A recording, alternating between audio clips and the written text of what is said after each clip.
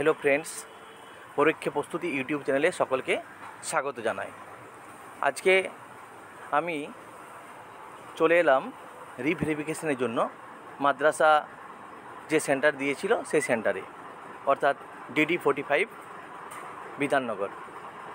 आपनादेर सकलेर जोन्नो এই ভিডিওটি আমি তৈরি করছি, কারণ এটা সকলকে জানানোর জন্যই যে কোন রাস্তা দিয়ে আসবেন বা আসতে গেলে কী করতে হবে। আপনারা অনেকেই ফোন করেছেন এই ব্যাপারটা নিয়ে, তার জন্য আমি বিশেষ করে এই ভিডিওটি করে দিচ্ছি। দেখবেন আপনি ধর্মতলা থেকেও বাস পেয়ে যাবেন সল্টলেকের, কিংবা আপনি মেট্রোতেও আসতে পারেন, সেটাও করা যাবে। শিয়ালদা থেকেও আসতে পারেন, অসুবিধা কিছু নেই। অনেকেই বলছেন যে আপনার জ্যাম হয়ে যেতে পারে। হ্যাঁ, অবশ্যই জ্যামের একটা সম্ভাবনা আছে। সকাল থেকে দেখলাম আজকে একটা পরীক্ষা চলছে এই সল্টলেকে, প্রচুর পরিমাণে ভিড় আছে।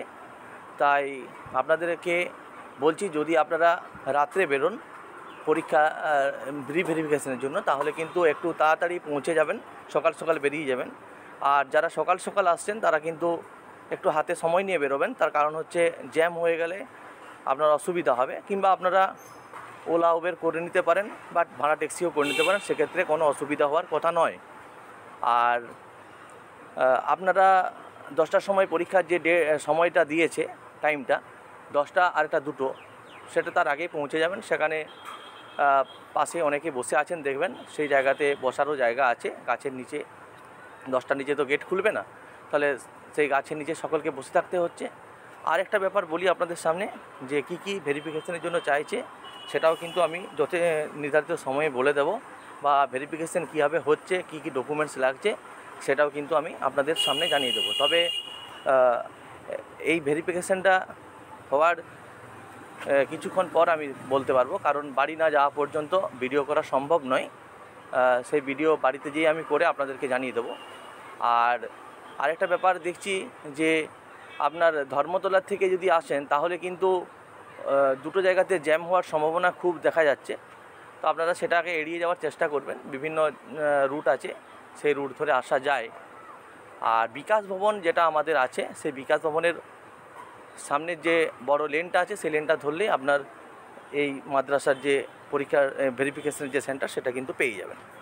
তাই অযথা চিন্তা বা মাথা গরম করার কোনো কারণ নেই। একদম সঠিক সময়ে আপনারা পৌঁছে যাবেন বলে আমার দৃঢ় বিশ্বাস।